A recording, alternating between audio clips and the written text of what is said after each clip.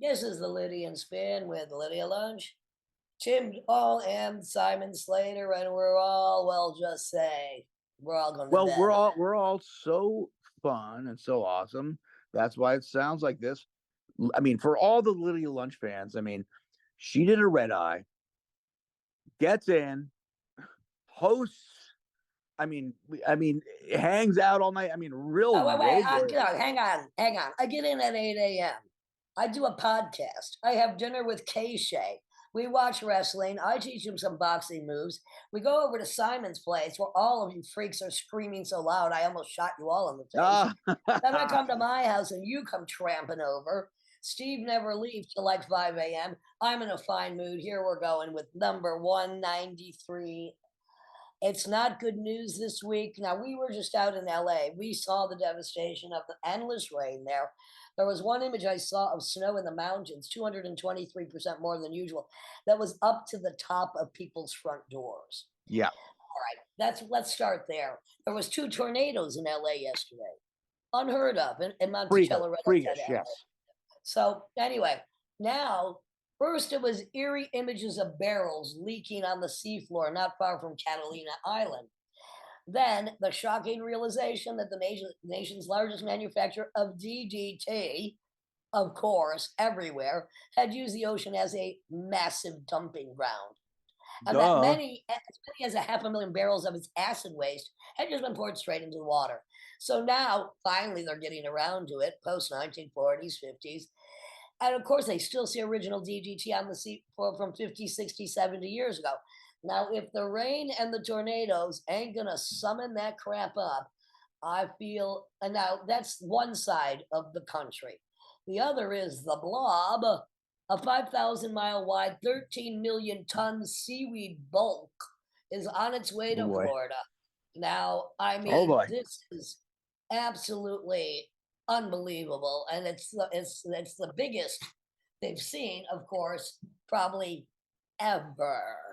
And it's moving into the Caribbean and towards the USA. Now, in a piece of good, no, one more bad news before we. Oh yeah, let's hear this. Yes. All right, a nuclear power plant just leaked an unbelievable amount of radioactive water. Oh, really? Again? In Minnesota, 400,000 gallons of hazardous waste was dumped, and that went out in like a few months ago, but they're just reporting it now, of course. So as if it's not safe to drink drinking water anywhere unless you're having it cooked into a piece of pizza.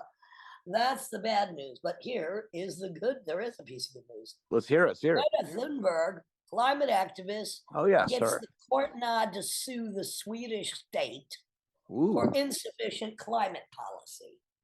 Yeah, Greta and 600 other young activists in a group called Aurora sued the Swedish state in November, claiming it had to do more to limit global warming. Now, I mean, get her on the bench, get her testifying, and you know what? Sue them all, and please, lock them up. Greta's an interesting one because the fucking shit has that. She's a very interesting litmus test on society because she really gets motherfuckers to flinch. Like for me, I'm just like, okay, she's a kid activist, maybe it's maybe a little I wouldn't say it's silly, but it's whatever. Look, but I'm glad I'm glad the work she's doing. Stop it. She's not fucking silly. She's actually getting shit done. I'm just talking about kid activists in general. But I'm glad she's doing her. Well, I'm glad she's doing her shit. What I was getting at with the litmus test is it's very interesting who she really pisses off. I mean all the Trumps and DeSantis, they really flinch with this one. It's like, why is this Asperger's teenage girl so threatening to you? It's so pathetic. Well, I mean, their whole reality is based on fear of other. It doesn't matter whether it's a 16-year-old girl, a trans, a homosexual, an immigrant, a woman. This whole campaign their whole life is based on fear of other. And I just think that they don't know how to handle her. You can't, you can't, like, the curtains can't open. You can't start beating up a child. I mean, you lose already. So they don't know what to do. They freak out about it. It's kind of interesting. Well, they beat up children. I'm going to talk about environmental.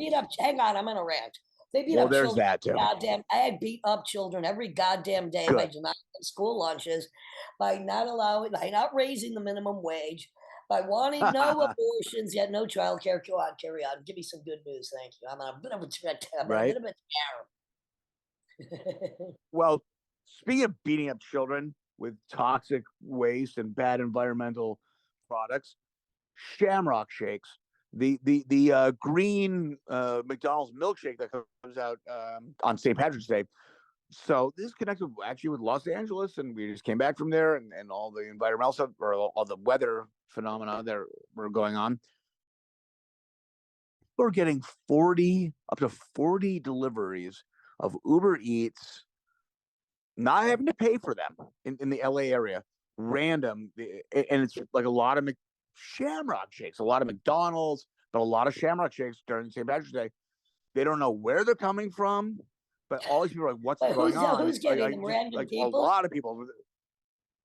Random people are getting up to 40 Uber Eat deliveries a day, and they don't have to pay for them. They're like, what the hell is going on here? Well, I mean, it's some eccentric rich person. I don't know what's going on. Well, just because they don't have to pay for it doesn't mean they should fucking drink it. Well, they're nervous. I mean, it's creepy, right? Yeah. I mean, if you had up to 40 Uber Eats deliveries just randomly sent to you, and like, where is it? Well, it's paid for. It's yours. I mean, you're kind of like, what the hell's going on here, right? Well, I mean, the thing about like tech and all that stuff, there's privacy issues, so they're not revealing who's doing it. But guess what? Authorities are like wondering what's going on. They don't know what's happening. But that's going on right now. It's very mysterious. Imagine the joy and terror if Trump, the orange ass clown, started getting 40 Big Macs a day sent from random sources. Yeah. Well, I mean, so I'm not going to name names, but one of my good friends' wives' father is like a kind of an elite business guy, and when Trump was president, he was like, we need to gather you kind of elite business guys. We need to deal with China, all this paranoid shit and like regulations. But these are busy people, right? Their CEOs are busy, but the president asks you to come, so they do. So they show up at the White House. And I know this. This is a direct line of. I can't reveal the names here. To me, they show up to the White House, and they're like, "Well, where is he?" It's like 25 CEOs. Where is he? Well, he's playing golf right now. They're like, "Well, what? This is not part of our schedule. He'll be back in like a couple hours." Like, what the fuck? Then like he's showing up. It's a half hour. He's like, "Well, he got food. All McDonald's." Like Burger King, like he did it when he did it when sports groups claim. They're like, what the hell's going on? He's a fat freak that should die of a big. He did with other people. But this story is interesting because these people are kind of almost apolitical because they're just thinking about money, right? But they're like, okay, this president now no one's really eating it. Like, what the fuck? He finally enters, and he's on this. This is like his third year in. On this long rant about Hillary Clinton, still obsessed with Hillary Clinton, like, oh, Hillary Clinton, blah, blah, like really insane. Who's eating these fries? Like walking around manically, like eating fries out of a bag. And then nothing really was achieved. They all left and like, what the fuck's up with this guy? Well, like, it made no sense. I can't stand the smell of one freaking Big Mac. Right. Well, I mean, not to outgross the grossest one, but what about that story about DeSantis eating? I don't know. I mean, yeah, no, there's one in Florida. He's so repulsive. I can't even remember his name. Yeah, DeSantis. He caught eating chocolate pudding on a plane with his 3 fingers. Yeah, that makes sense. I think this guy he's a sociopath at a high level, and he has zero empathy. So those kind of characters, I think, are pretty common. I'd like to cut in with this. We had a fabulous time in LA. Shows were great. They will carry on. A lot of fun. In spite of the weather, didn't pull us back. It was wonderful. Yes, we did. And as of such, we not only had John Tottenham on last week, and anybody who hasn't heard it should absolutely go back. And then we have Josie Wreck this week. And I think this was kind of appropriate. Not that I'm just saying I'm going to dedicate this story to her just as a humorous piece. A man accused of carrying out castrations on other men and broadcasting the footage on his eunuch maker website has appeared in court. Marius Gustafson, 45, along with 8 others, is alleged to have performed extreme body modifications, including the removal of penises and testicles. So the procedures were filmed and uploaded to the eunuch maker website he ran. Subscribers would pay to watch. Westminster Magistrates Court in London heard on Wednesday. He's originally from Norway. He's said to have been the ringleader in a wide range of conspiracy involving up to 29 offenses. I'm not sure it's an offense. I'm sure they volunteered for the procedures of extreme body modifications, but also the trade in body parts, which was probably the disturbing thing. So, I mean, a total of 9 men appeared in court in central London and Wales over an alleged 6-year plot, which is said to have brought in, now over 6 years, only bringing in £200,000. They couldn't have been working too hard here. Anyway, it also ties into our last guest because Gustafson, who now lives in Tottenham, North London, is charged with conspiracy to cause grievous bodily harm. Anyway, I guess it's against the law. Yeah. Wow. Yikes. Okay. I finally found a story that had Timmy tie his own tongue up. Anyway, so let me fill you in. It is a subculture where men become nullos, short for genital nullification, by having their penises and testicles. Oh man. Yeah, I think most men should strap one on, not cut it off. But that's just me talking. Well, we've talked about nudicles before. Which are the kind of prosthetic testicles they put in. Some animals have been castrated to kind of give the impression that they still have them. I don't think it's that. I think it's bullshit product to sell. I mean, I think once the hormones radically change in a situation like that, I don't think the visual or the sensation. I just don't think artificial testicles give you. What's that? Well, you got to ask whether it's just they no longer have any use for these sometimes useless body parts, or they like the act itself. I mean, it's pretty severe. Let's face it. I wonder. I mean, nobody has died nudicles. By having their penis put up yet. Okay. I mean, so he's pulling a Lorena Bobbitt. Yeah, gotta be done sometime. They willingly underwent it, so leave them alone. We've talked about it in past podcasts. There is a fetish culture of genital surgery. Like where I'm gonna show up and you're going to open up my scrotum and take out my testicles. I mean, this does exist. I mean, this is an extreme minority. It's not that common, but it does exist. I mean, basically everything you can imagine can be fetishized. But well, Tim, when there's basically one of the guys. Good. Go ahead. The problem is there's a lot of bleeding when you do that. There's a lot of bleeding, and there. I forget the story we talked about in one of the past podcasts where one of these fetish fake surgeons, kind of theater surgeons, kind of got in over his quote unquote head, and the bleeding just got out of control, right? And then he gets arrested. So. Well, if you are into such fetishes, ladies and gentlemen, you have to be able to contain that bleeding. Tim, you know what I would do? I'd freeze it first. What would you do? I'd freeze it first. What do you? Oh, come on! I'd freeze the penis first. First of all, hurt less. Who would accept that? Who would accept that? Well, oh my God! I don't know. Let me put it out there and see if I get any takers. Okay. Why do you always have to bust my fun? It's not true. You're the most fun person I know. Would you call the people that are into that fetish freezy freakies? I mean, if freezy freakies were these gloves. No, there's these gloves that as a child that you put them in the freezer if it was really honey, cold. I've been there. They change colors and stuff. They're called freezy freakies. Yeah. You think I haven't tried that before? I mean, I'm like a freaking volcano. I got to cool down in the summer, and to me, it's perfect. It's a glass-like plastic that NASA would use with their space shuttles for the windows, but that same material has been used for sex toys like dildos And one of the benefits is that you could freeze those things, and they didn't chip ever, so you're not gonna they're not gonna be shards of glass. I'm happy. And I just want to know, the frozen dildo in the vagina. I know that's a thing. I don't have a vagina, but that must fucking hurt. Hey, some girls you have a high vagina. Yes. Well, the what? The high.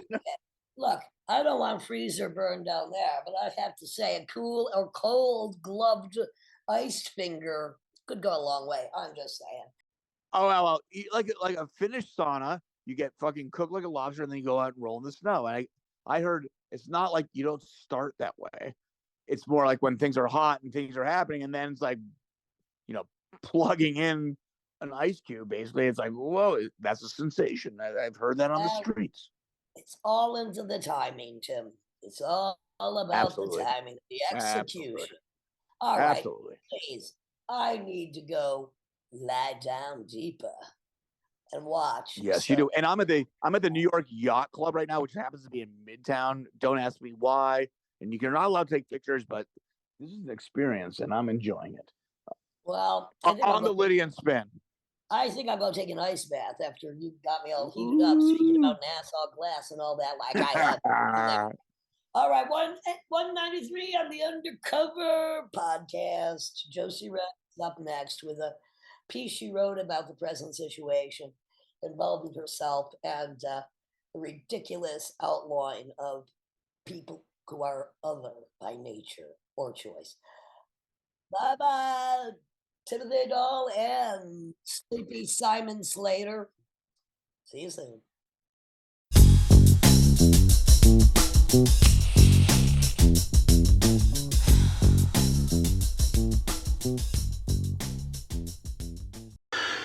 Do you sleep in safety while they're coming for our lives?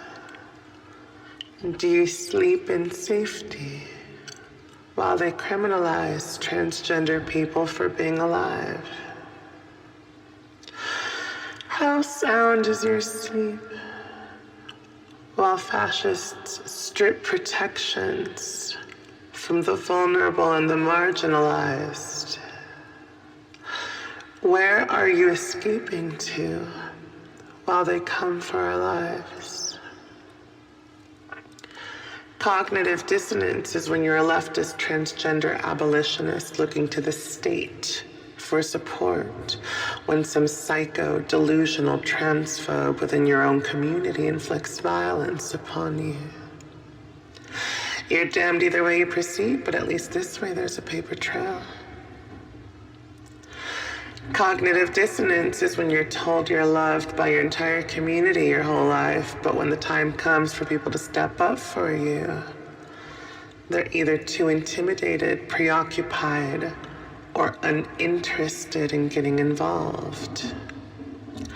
Demonstrating that you're worth a damn is a hassle and there's too much paperwork. How are you supporting the transgender people in your life? Do you give a fuck? Are you willing to prove it? Are you willing to prove it? I want you to pull it out. Show it to me. Let me see it. Show me your support. Wave it around in all of its full glory. I dare you to put your money where your mouth is. Or do you need more bloodshed? Do you need more violence for it to be real? How many more names and portraits do you need to be added and read during Transgender Day of Remembrance? Do I need to be another tragic headline for you? Another lifeless body found lying next to a dumpster behind your favorite Starbucks? I pray you sleep in safety. Nothing fails like prayer. I pray you sleep in safety. Nothing fails like prayer. I pray you sleep in safety. Nothing fails like prayer. I pray you sleep in safety. Nothing feels like prayer. What are you actually going to do to make things better for those around you when they need you most? This is the Lydian Spin with Lydia Lunch. Tim Dahl episode, I believe, 193 on an undercover. Oh, what do we got here? Now, Josie Wreck is not undercover. She's actually out of the covers, out of the closet, into the streets, and doing all kinds of necessary things. Welcome, Josie.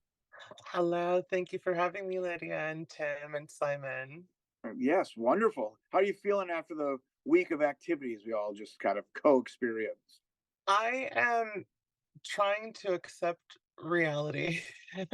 What does that mean exactly? I'm trying to accept the fact I got to my house at 8 a.m. this morning on a red There you eye, go. but I'm That's real. You're keeping it real with that one. I'm keeping it real. There's been a lot of fucking shit happening in my life, and okay. Let's start with the good stuff. The past week, so Josie was on a bill, my Badass Babes of Burlesque, which also featured Tim Dahl, Sylvia Black, Greg Foreman, Joseph Keckler, Josie Wreck, Dynasty Handbag, and 6 other hot babes, just laying it all down. And Josie did a song or two. She's been doing music for many a moon now, with many different kinds of bands, and is a advocate for, and especially in this time, for trans rights. And she also works trying to house people like in social services. So Josie, just welcome, and let's focus on the great things we did this last week. That was wonderful. Yeah. I had no idea. It was absolutely phenomenal experience to perform at your Sunday salon with everyone that you listed at the Zebulon, and to perform with my incredibly talented friends Franz Murder and Aeon Lux as well. It was a dream, to be honest. How long has that trio existed? That was, well, Franz started playing guitar for me maybe 5 months ago. Aeon, that was our third time as a trio playing together. Period. There were 2 rehearsals with us together, and then that was our first performance live. All right. You've well got some done. stuff coming out, Josie, or is it already out? What's the latest with your Bandcamp, and what's the difference between what you just did last week and what you did in the past? This was a very experimental guitar, 2 guitars and bass, and with your vocals, very experimental. You also do very hard rock and naughty stuff.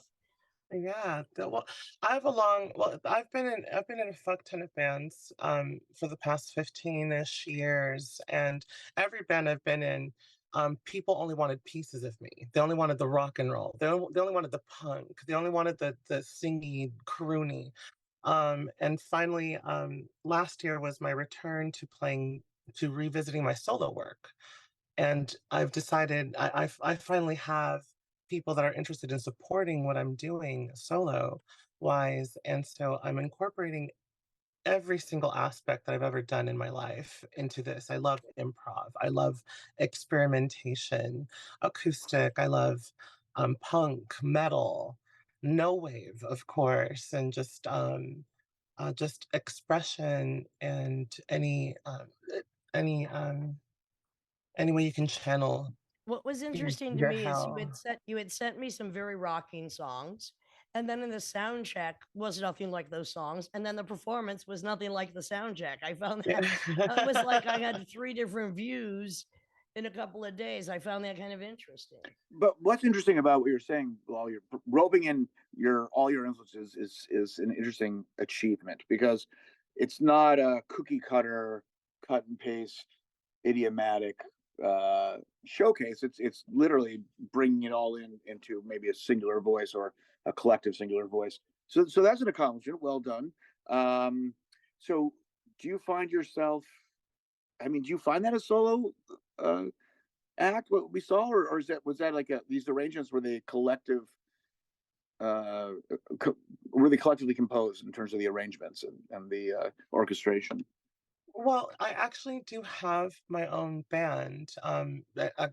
My at this moment, my full band is comprised of two drummers, a bassist, and a lead guitarist, and myself on guitar vocals. And so, they started supporting me with my solo music. In fact, a good portion of the music I'm currently playing I wrote and like 15 years ago with no one in my area because I grew up in conservative Orange County in Santa Ana, and so no one wanted to fuck with a weird gender fucking screaming tranny on acoustic guitar. Not a single soul. They didn't. Oh, sounds like And fun to so me. I mean, where were you? You know, I think I was in some here. places you were coming to occasionally. Yeah. I didn't come to you, but you did come to me. Oh, that's true. I'll come to you anytime you want me to. So so that was probably pretty clear if you're feeling ostracized or alienated. At what point you're like, well, you know, I'm not waiting for people to come to me. I'm going to leave. When was that? Or I'm going to lead is more like it. Yeah. Either. Yeah, well, the thing is, I haven't left Santa Ana. This is the wonderful point. It's I'm first gen Chicana here, and no one taught me anything. I was learning everything as I was going, just much like today. And so, for many years, as soon as I started performing and screaming at open mic nights and stuff, people were telling me, "You need to go to fucking the Bay." And I was very stubborn, like, "Who the fuck are you to? You're not gonna run me out of my own hometown. I fucking from here. I'm gonna do what I need to do here, and you're gonna have to fucking swallow it." And then in hindsight, I probably would have had a lot more success had I gone to the Bay. When did you first, I mean, look, we're all born weird, most of us. When and what was the first music that you were interested in, and at what age before you started playing? Like, what was the age of 10 to 14 like? What were you doing? Where was your head in? I have an older brother and my two Mexican parents. And so my brother was listening to hardcore rap, oldies, hip hop, hard house music, and like rave music. And my parents were listening to Mexican, what you call it, mariachi, well, just a bunch of standard Mexican music, Bronco, Juan Gabriel, Ana Gabriel, Did Paquita your la del brother turn Barrio. you on to brujeria? What about brujeria? Brujeria, that was listening to, yeah, definitely. That's a kind of classic Mexican music. And so, that's what I was growing up in, and also in Orange County, pop punk and all that stuff was overwhelmingly everywhere. Skate punk, pop punk, and so and back then there was no internet, or we had very limited access to internet and reading about knowledge, and so I was just really shaped by what was around me. The very first CD I ever got, it was a pop CD. But my brother had gifted it to an ex, and she returned it, and then I stole it from him, and I was just obsessed. The first CD I ever actually owned was a Donna Lewis in a minute. You know that song "I Love You Always Forever"? That was the first CD I ever fucking owned. Then it went to No Doubt, Nirvana, Babes in Toyland, L7, Lydia Lunch, Birthday Party. Like, and so it was from there. It was those things. From 10 to 14. And then actually Babes in Toyland and all that stuff came around 16, 17. What's interesting is whether you're in Orange County or Long Beach or further out even from the LA or San Francisco scene, I mean, music was, especially that period of like No Doubt, and there were so many bands coming out at that time that kids at a very young age did get in to a kind of cultural war of what was considered kind of alternative then. Right. People were still trying to understand that term, at that time too. I mean, I found once the term alternative was commodified, on the mass scale. Well, it was clearly no longer alternative, right? That was the irony. But you know, kids are usually susceptible to marketing, as I guess I was too. But what was marketed to you, Tim? Oh God, a lot of fun Fruit stuff. Loops. Sure. Sweet cereal. My parents weren't necessarily buying that, but sure, absolutely it was marketed towards kids. But yeah, for sure. That's not to digress, but in other words, so these were gateways. These were all gateways for you to get to where you wanted to go. And a lot of strong female power there. I often look, for me, women are superior in everything. Everything women is superior. And I worship women in everything. I wish I was attracted sexually to women, but but that's the only thing that's where it kind of stops for me. But everything else, I absolutely worship women, and yourself, of course. I've always been a part of the church. You know what I say, Josie. You know what I say. Don't let the tits fool you, baby. Oh, I've seen your dick, Lydia. But have you tasted the tip? Yeah. We'll save that conversation for a little bit. Then, when did you start embracing your feminine side? I was right out the womb.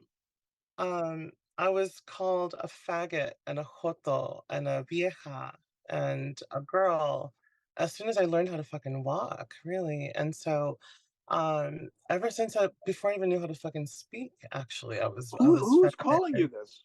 Who's calling you this at this age? Family, a lot of family, okay. a lot of like extended family, really. Okay. With it's extended family, going to school to just strangers.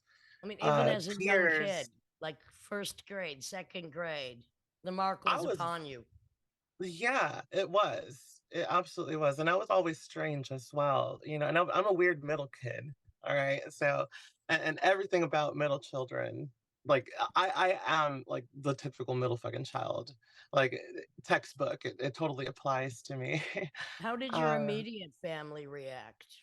Especially when you're getting bullied? Because I mean, so many kids get bullied and the parents don't know about it or don't know what to do. I mean, well, most Christians, they don't know about it. There's so much bullying. I think it's just this horrible as it always was. I don't know if it's any better with so many kids embracing the alternative to a male female gender, you know, conversation. I don't know if it's any better. But I mean, how did your immediate family feel, and did you report, you know, the aggravation you were having at school to them? Well, I think a lot. Well, I have incredibly supportive immediate family. Incredibly supportive, but even that, but they've always in their head, it's like first generation. They're traditional Mexican family, not conservative, traditional. And so my dad is from Morelia, Michoacan. My mom is from Sinaloa. And so they settled in Huntington Beach. Then they relocated to Santa Ana, and that's where I was born. And so they supported me and remain supportive of me. It's just in terms of like my physical well-being, and now emotional support and understanding gender identity and queer complexity is another issue. That's something we still work on even to this day. And even to this day, there might be times when I just can't be in the same room or can't even be around them. But it's a work in progress always, I think. But what doesn't change is the love that we have, which is you know what? You're very lucky to have that. I agree. I do feel lucky. It's also something that I've felt guilty for having. I've always been aware of certain things like that I've had that many other people in my community, queer, trans, or otherwise, never had access to. So I've also carried a lot of guilt for. But Josie, that's why the love that you were given by your parents, you then spread out to those that didn't have it, and that's probably why you do the social work you do as well. Thank you. That's very insightful, Lydia. I think so. I've I see you clearly. I see you clearly. A lot of the work that I do, a lot of the community work that I've always done in my whole life has been to try to spread the love that I've always wanted in my life as a kid. You know, I've done a lot of community work working with youth and empowering women, trans femme, queer kids, just anyone really. Lovers, even a lot of things I hear from just random interactions with men I'll never see again in my life are like, you know, being around you makes me feel good. It's like, okay, but what are you doing for me? You know, but that's another conversation. But it's something that is innate with me. I want to.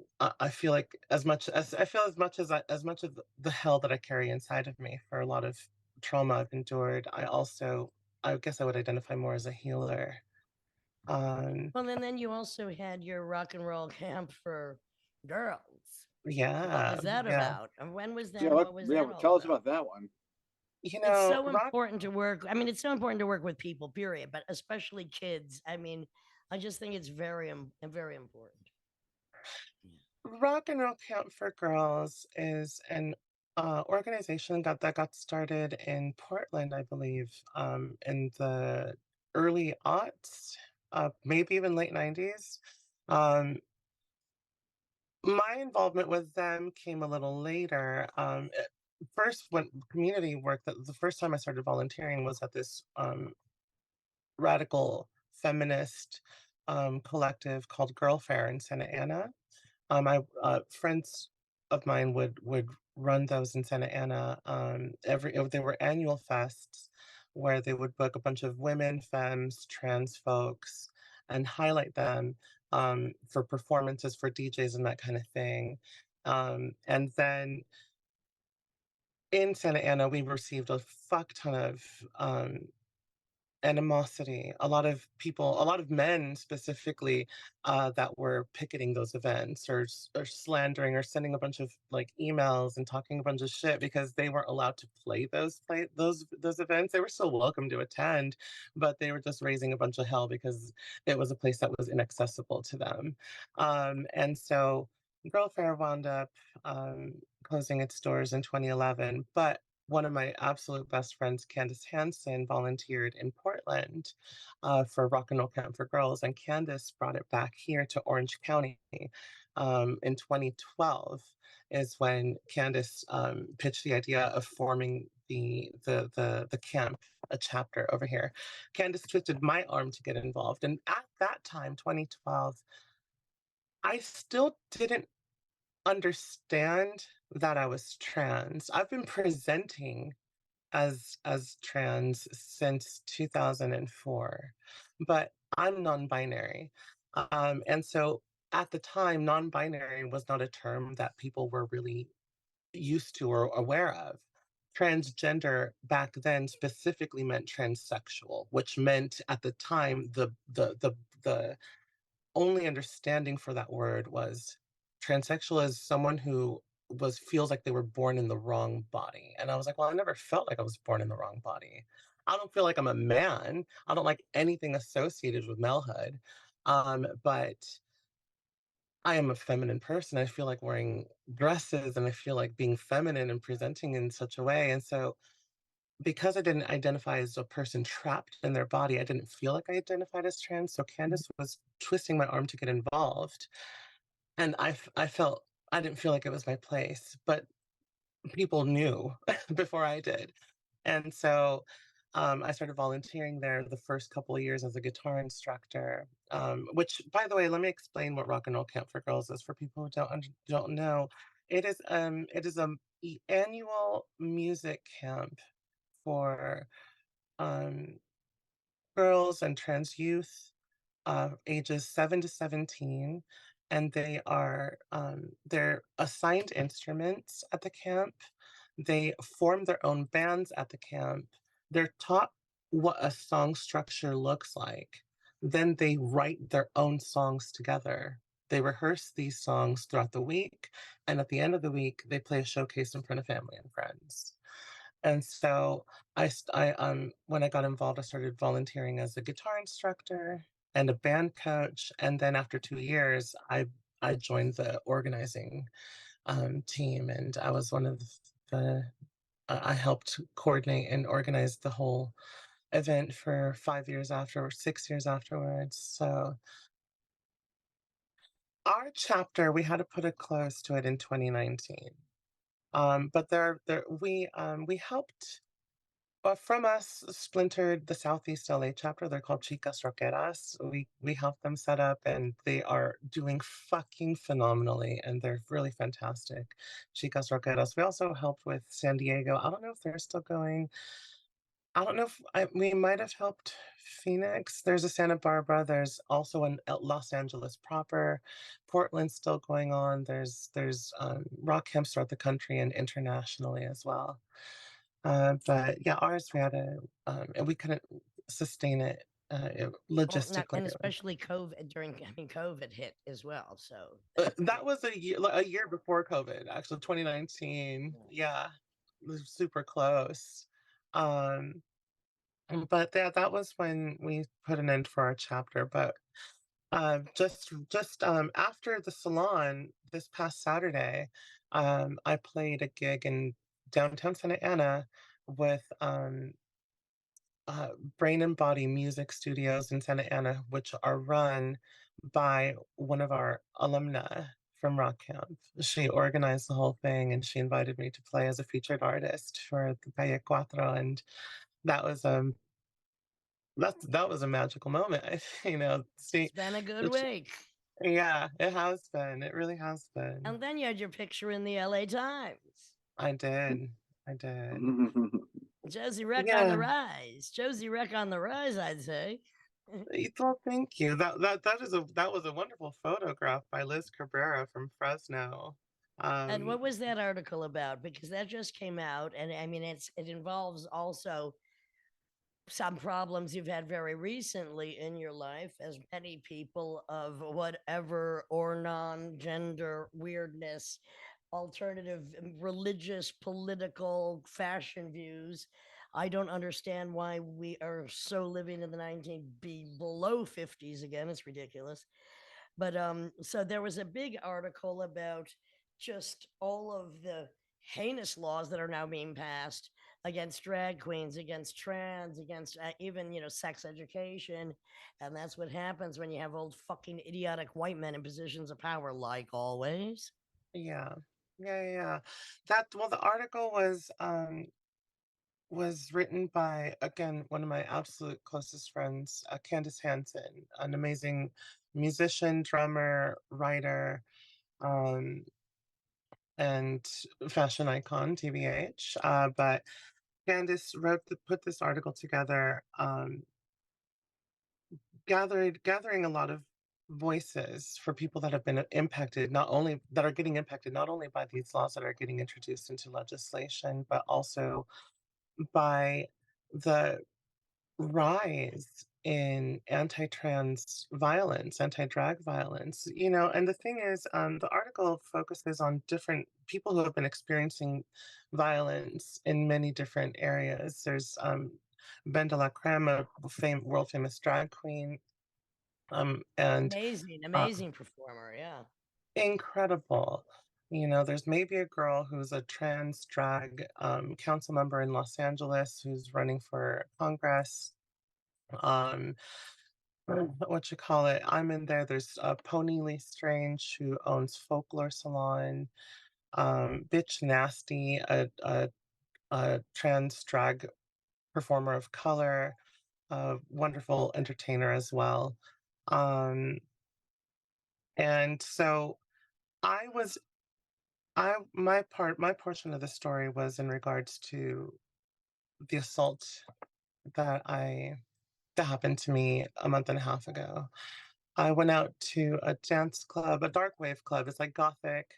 I got invited to go to this after hours, and upon arriving, I was physically assaulted by this gay gothic dude who's a transphobe, who's held a grudge against me for the past 9 years. 9 years. Like he hates himself. He does, and a lot of people hate him too. He's not alone.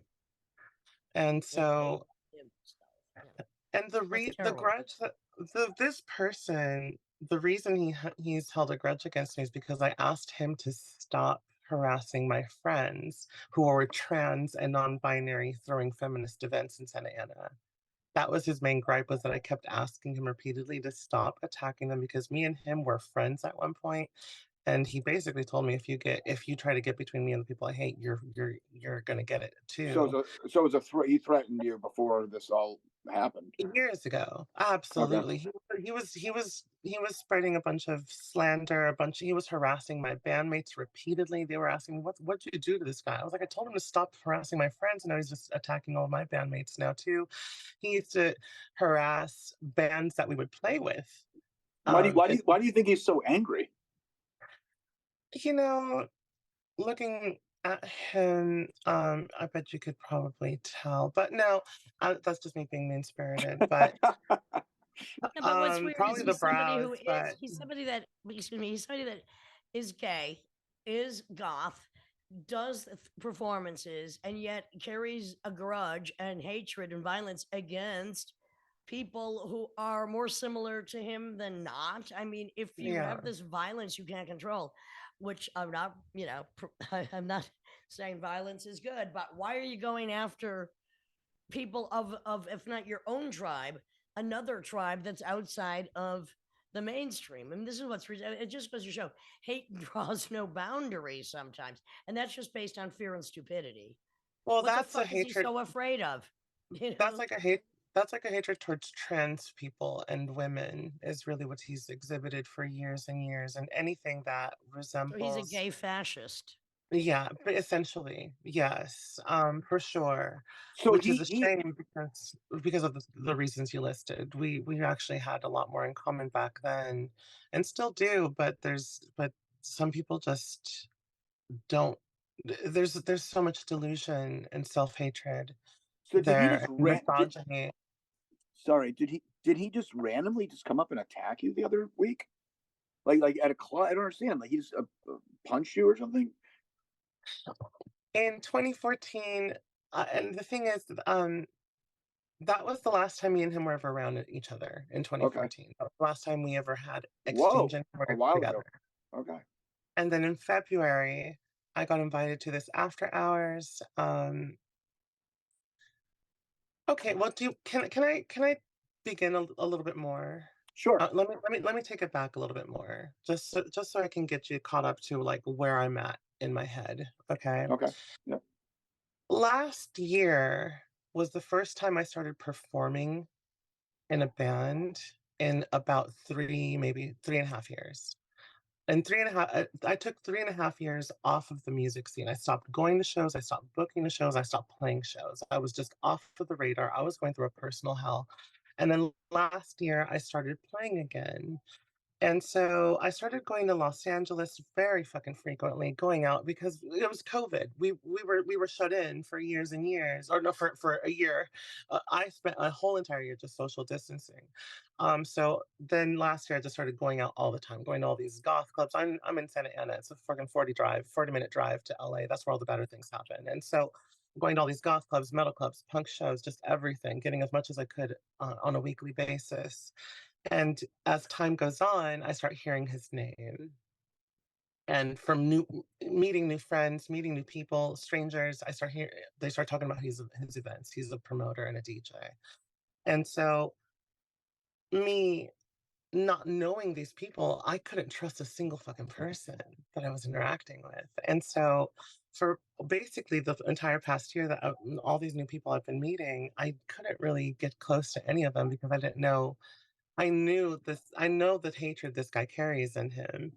And so it wasn't until I always knew that if me and him were ever in the same room again, knowing him and his history, he was going to try to start shit with me.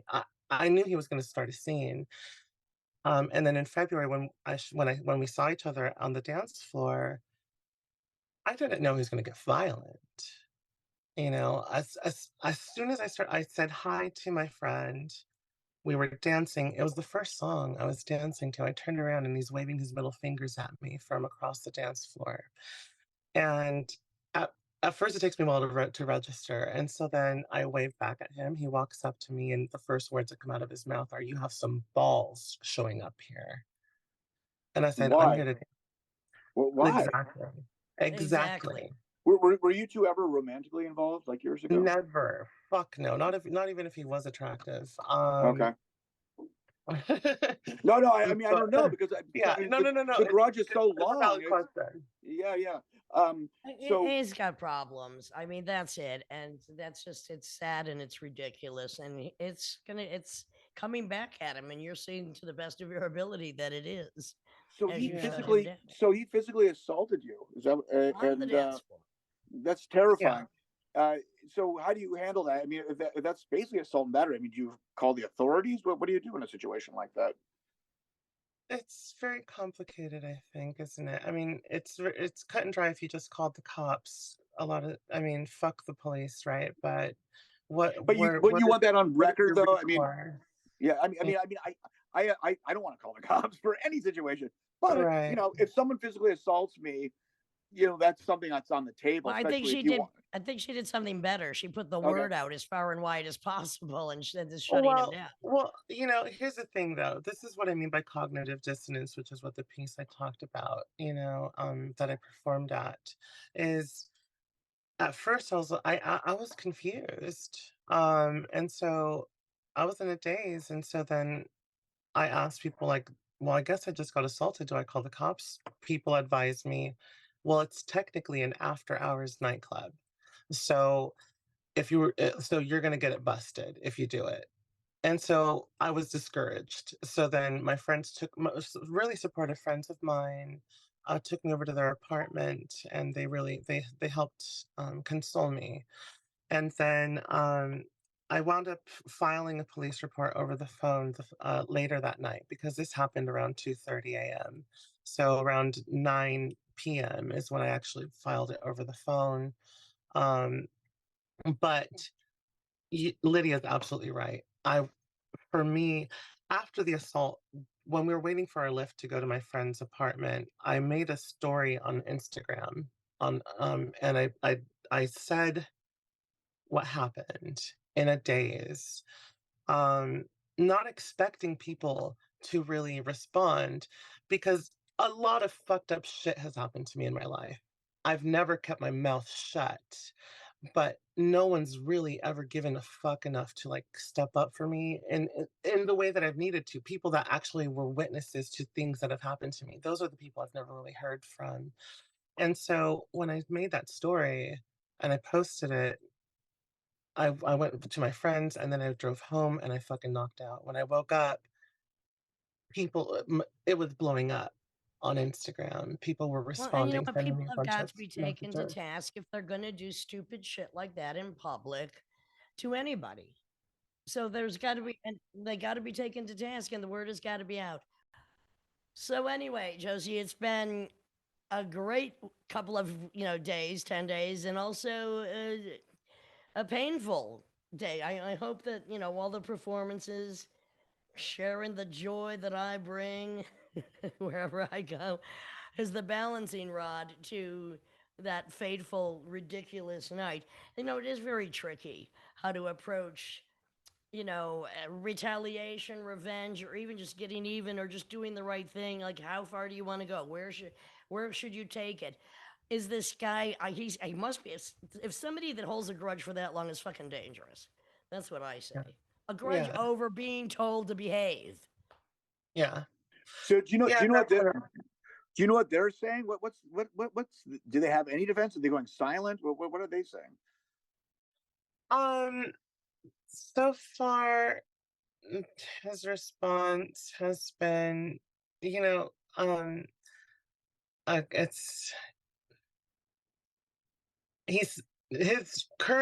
no defense. There is no defense. There isn't. That's the thing. What's coming out of him is bullshit, is what it is. Sure. So he is saying something, though. He is saying something. He's not going silent. Yeah. He is trying to defend himself. Okay. Right. But it's all bullshit. And you can tell, it's definitely, this is going to be a really long process, Well, I hope it but isn't. I hope it. I actually maybe he needs a intervention, not necessarily from you. It was weird because when we took this little pause, I was thinking some people just need smother therapy. Do you know what that is? Like when kids are when kids are hyperactive, there's this therapy where they I've just heard about wrap them this. in a Yes. blanket like a Oh baby boy. being swaddled, and they just hold them down. Well, I might want to take that a little bit further in some Does that instances. work? I'm kind of Does a that fan of work? smother therapy. I don't know if you that works. know, it's that various methods definitely might help, but that's what my portion of the article was. The article written by Candace Hansen, one of my dearest friends, and um, what you call it? It's in the article I write, music saves my life, like repeatedly. It continues to. It's been my biggest form of therapy, and to be invited to perform with one of my absolute major heroines in fucking music Kim is Doll. hard to process. But I know it's a blessing. It is an absolute true blessing. You I are a don't know who blessing to this I don't know earth, who Lydia I don't Lynch. I don't know who I plagiarized it from, but I say it all the time. I mean, art is the salve to the universal wound in whatever form it takes. Yeah, it Books has saved been. me. Then, music saves people. Films It save does. people. It really does, and so you have definitely helped me so. There are no words. I'm just Oh, there's plenty of them. I'm gushing. I try to misuse all of them as often as possible. I'm gushing right now. Aw. Well, all right, Aunt Flo. You don't want Yeah. to. You don't. You see, you can only see this far because otherwise you'd realize I'm sitting in my own bathtub. Yeah. And I don't even also know to what be that. I don't even know performance. what that means. Well, oh, because that's where all the flavors can be collecting for you, Lydia. That's what you mean. Honey, Roar. My God. I have no idea what's in my secret sauce. Oh. Oh, I think Josie's. A I lot don't of even know where to spice. go with that. I don't even know where to go with that. What were you saying, Tim? Oh, I don't know. I was just kind of going with the flow because something got like frozen for a second, so like the flow changed up. But I thought it was a bunch of fun interaction for a second. You found Yeah. my band. You told me you found my band years ago. One of my Yes, bands. that's what I was about to say. Like to also be playing a show with you, Tim. I'm an audiophile. I've been weird into keeping it weird in Santa Ana. And so I've always been searching as an audiophile. I'm into everything. I'm into fucking no wave and industrial, punk, all different kinds, all manners of punk and jazz, blues, just everything. But I also perused the internet back in the day when MySpace was still a thing, and All right. I hear that it might be making a comeback, by the way. But Whoa. back then, Oh, like cassettes, um, you mean? They came back big. I can't fucking stand them. that's true. And those 2000s eras, it's like what's really like late 90s 2000s was coming back. So I think that MySpace, that's what the prediction is, because the younger generation are sick of seeing their parents and their adults stuck to their smartphones. So younger kids are starting to look for less connectivity on their phones. They want the old like flip phones with just the numbers and things. Was there So ever a MySpace app? Did it make it that long? not yet. Okay. All No, right. I no, didn't not know. I'm yet. I But was happy because a couple of months ago I read an article and we talked about it on the podcast about this group of new Luddites. I would prefer if they were Luddites, but they go to the Brooklyn Library here, sit and read books and write by hand in notebooks and just refuse the social circus. And I just thought, and they're like, 14 to 20. I'm like, yeah, yeah. yeah, yeah, do it. Carrier pigeon next. But back then, I was scouring the internet and I came across this band that I loved the music, and I was really considering moving from Orange County to New York because there were two bands that I really connected to musically on MySpace. There was one band called um Oh, what the fuck are they called? Bone Parade. Okay. I think they were from Albany, and there was Okay. another band called Child Abuse.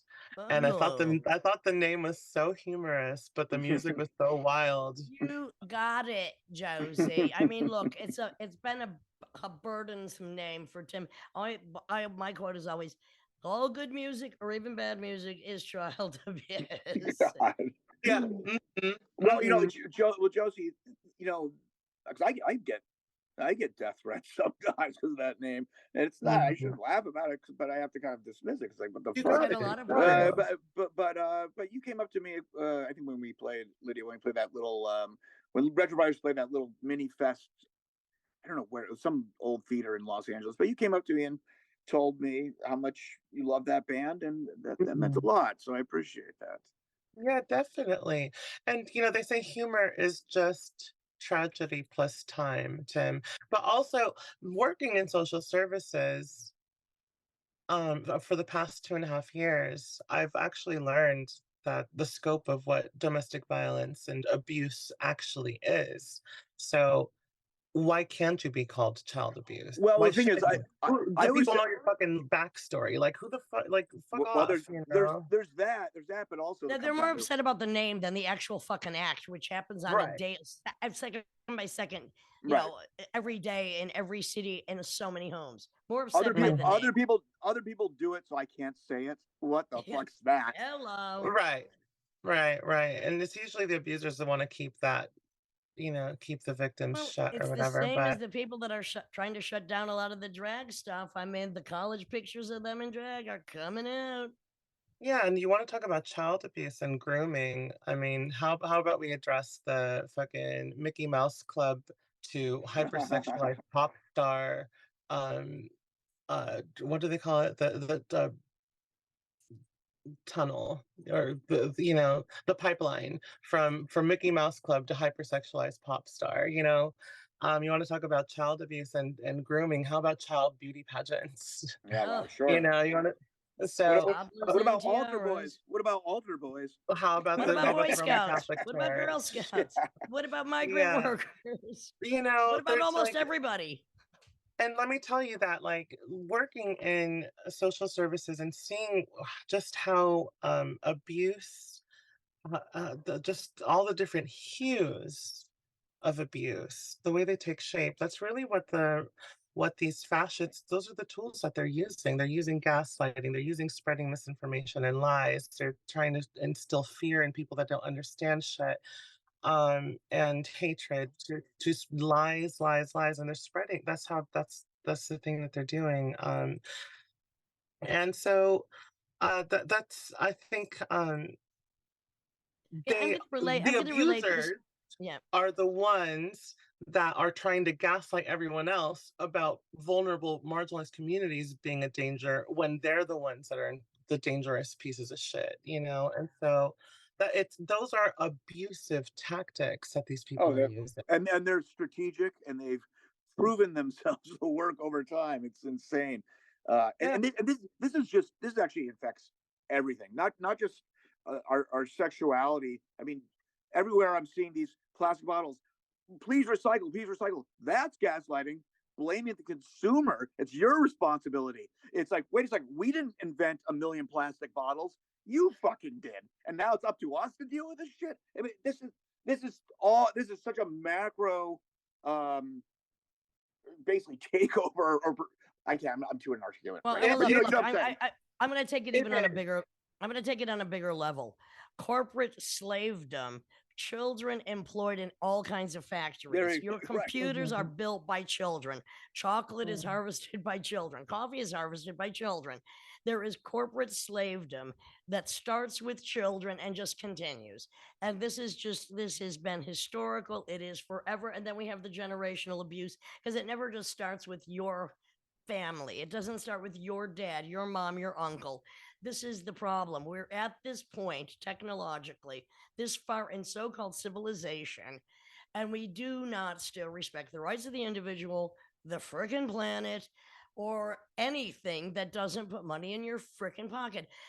On a side note, which is weird, you know, having lived in Spain for 8 years, I would see gangs of teenagers happy, laughing. You would never think they would suddenly have a mob, you know, breaking a store up. And the reason is children there are treated like, you know, princes and princesses. Children are so loved in a way that I've never seen that in this country. And that was just kind of a shocking reality in the positive. Like you'd see teenage boys, girls, just happy. And I go, what the fuck? I'm like, they don't hate their parents or their And neighbors or the school. I mean, now that was maybe just rose colored. It's not as if abuse doesn't exist everywhere. And I'm certainly not allowing Spain forgiveness for all of its crimes against sure. humanity, people in Mhm. slavery. But it was very interesting to see that when what we see here so often are these gangs of rampaging teenagers who have And dangled the endless carrot of power and money and popularity and gold, and if they don't get it, they're gonna steal it. And can you freaking blame him? I and you know, and it the, the language that is being opted by fascist right wingers is they're calling trans people and queer people pedophiles. I'm an organizer. Not only am I a musician, I'm an organizer, and I book shows, and I center a lot of the shows that I book center queer trans femmes and people of color, and I like to get weird too. But I try to create a platform for everyone in the community that needs it, marginalized folks especially, and so I organized this show at this bar in downtown LA where one of the bartenders was wearing a pedo hunter shirt. was And wearing what? all of the bands that were playing were trans fronted bands. What And was so the shirt? it said pedo hunter. Some vigilante against supposed pedophiles, right? But Well, because they're opting the who is he language to and judge Right. as well? Yeah, that's just ridiculous. they're opting the language to target trans and queer people, you know, by which with using abusive language and using abusive tactics. These abusers who actually defend and support pedophiles are trying to call us and our Right. marginalized communities pedophiles when we're trying. There's drag queens trying to do drag queen story hour at libraries to enrich their lives, children's lives, and stuff like that. Before all books I've are been involved in banned, rock. before all books are banned, yeah. Right. Right. You know, and so that's just the seriousness of what's going on here. And that's why my piece that I wrote with G Sleep and Safety, that's really it's not addressing right-wing fascists because something that I also see, the thing is with fascism and with the rise of fascism and white supremacy, um, centrists and to the right no matter how much they disagree about how they identify or whatever, what they're unified with is their hatred. And it doesn't matter how much they disagree, they all still share the same goal. Whereas on the left, I identify as as like extreme leftist. And but then you have liberals who are satisfied with corporate involvement. They're satisfied with the trappings, with creature comforts, with escaping through television, through TV shows, through partying, through getting drunk with friends and just losing your minds, drugs, doing everything you can to escape your reality, and and swallow everything that's being fed to them that's corporate. And they still believe in the two-party system and the state, which you know it's also really challenging. But Well, then I'm just going to well, take it. but Go ahead. liberalism is sucking the power and the momentum that leftists need. We need to fight extremism with extremism, but liberals are sitting comfortably in their cages. And so this piece actually addresses people like, what are you doing? Do you not see how they're targeting your fucking friends, how they're targeting your family, how people you say you love, people you love watching on TV, on your shows or whatever. You're seeing them targeting all of us. What where's the wake up call for you? What are you fucking doing? Well, they're And living in Why are you gated also, on the community. They're street? living in gated community. They're living in gated communities, basically American Switzerland. So it's out of sight, out of mind, which is very convenient for them. I just want to But say it's one not more thing addressing it. I agree. about another aspect of child abuse, which really drives me insane, which is anti-abortion, but no school lunches, no welfare for those that need it. So that is real child abuse, forcing women to have children that they're maybe not ready for whatever reason, and it should be their choice, and then forcing them into, again, a life of possible slavery. A lot of women homeless, living in cars, having a job, kids were with them. So that's another form of humongous corporate abuse, which is also getting exponential in so many states right now. We have gone so far backwards as we've gone so far sideways to come forward in other things. And And that's one. I work That's in one of social the. services, Lydia. That's exactly everything you're describing. I've been seeing it for the past 2.5 years on a daily basis, 8 I've been hours a day. seeing it for the It's past 2,000 years. And that's one of the reasons we have this, the Lydian spin, to give voice to the individual who is stubborn and resistant. This is the Lydian spin with Lydia Lunch, Tim Dole, and Josie Wreck. Check her stuff out. yes.